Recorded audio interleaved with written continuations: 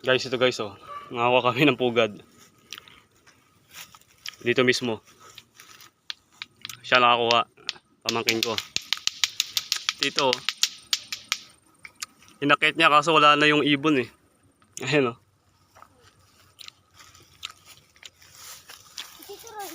Ayan. Ayan guys. Ang daming kasoy dito pero dapat pahinugin muna natin yung bunga. Wala naman bunga eh. Ayun, ang dami oh. Tamangin ko yung dalawa na yan, nangunguha ng gulay. Ayan, mangga, ube, daming tanim na ube. Halo-halo dito guys. Iuwi ko tong pugad na to. Souvenir. Ano, meron pa ba kayo nakikita? Ano ba yan? Talabos ka ng balinghoy. Ayan, talbos ng balinghoy. Gugulayin namin yan. Ayun, baka may bagting dyan. Ayan. Ay, ito yan, no? Yan, no? Yan, yan. Wala yan. Ano yan? Peke yan.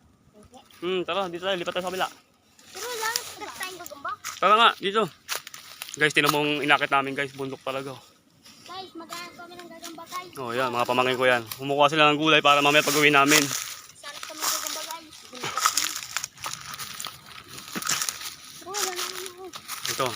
Tingnan tayo dito. Baka may bagting dito, ah. Para pagdating ng ano, may bibenta natin yung gagamba. Kaya may paglaban natin. Pustahan. Masarap dito manghuli ng gagamba pag ano, alas 6 na. Tapos dyan sa mga ano na yan, oh, punong kahoy. Overlooking naman kasi talaga to. Ito, kaninong bahay yung malaki? Pag may area ng ano, Dr. Cam. Dr. Tamtam. Ha? Ay ano muna.